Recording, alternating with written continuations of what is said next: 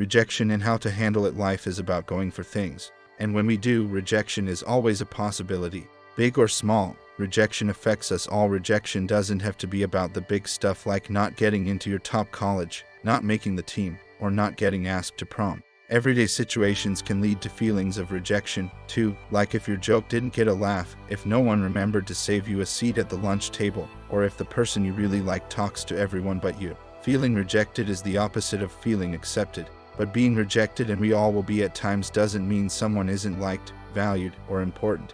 It just means that one time, in one situation, with one person, things didn't work out. Rejection hurts, but it's impossible to avoid it altogether. In fact, you don't want to. People who become too afraid of rejection might hold back from going after something they want. Sure, they avoid rejection, but they are also 100% guaranteed to miss out on what they want but won't try for. How to cope. The better we get at dealing with rejection, the less it affects us. So how can you build that ability to cope? Here are some ideas. Be honest. Coping well with rejection involves working with two things: how you feel and what you think. Let's start with feelings. If you get rejected, acknowledge it to yourself. Don't try to brush off the hurt or pretend it's not painful. Instead of thinking "I shouldn't feel this way," think about how normal it is to feel like you do, given your situation. Notice how intense your feelings are. Did this rejection upset you a lot? Or just a little? Cry if you want to. It's a natural way to release emotion. Now move on to name what you're feeling. For example, I feel really disappointed that I didn't get chosen for the school play. I wanted it so badly, and I tried so hard. I feel left out because my friends made it and I didn't. If you want, tell someone else what happened and how you feel about it. Pick someone who will listen and be supportive. Telling someone else can help for two reasons.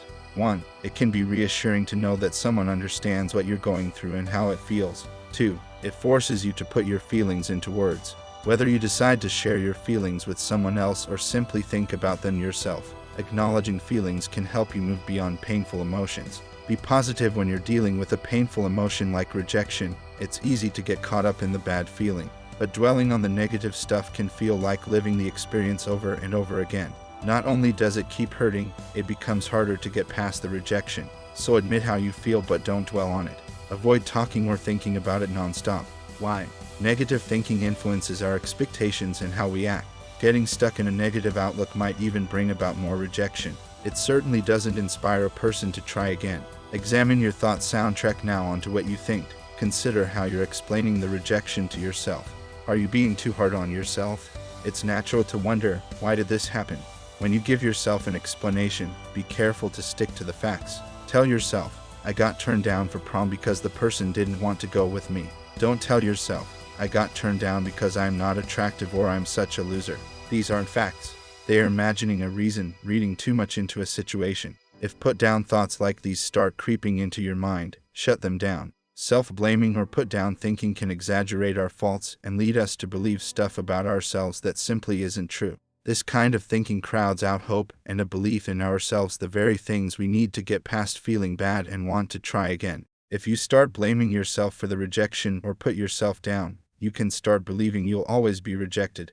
Thoughts like, I'll never get a date or no one will ever like me amplify a simple rejection to disaster level. Rejection can hurt a lot and can be terribly disappointing, but it's not the end of the world. Keep things in perspective. Tell yourself, okay, so I got rejected this time. Maybe next time, I'll get a yes, or oh well, this is what happened. I don't like it. It's not how I wanted things to work out, but everyone gets rejected and I can try again. Think about what you're good at and what's good about you. Remember times when you've been accepted, when you made the cut, when someone told you yes. Think of all the people who like you and support you. Give yourself credit for trying. You took a risk. Good for you. Remind yourself that you can handle the rejection. Even though you were turned down now, there will be another opportunity, another time. Get philosophical. Sometimes things happen for reasons we don't always understand. Use rejection to your advantage. A rejection is a chance to consider if there are things we can work on. It's okay to think about whether there's room for improvement or if your goals were higher than your skills. If your skills weren't strong enough this time, maybe you need to work on your game, your studies, your interview technique, or whatever it takes to improve your chances of getting accepted next time.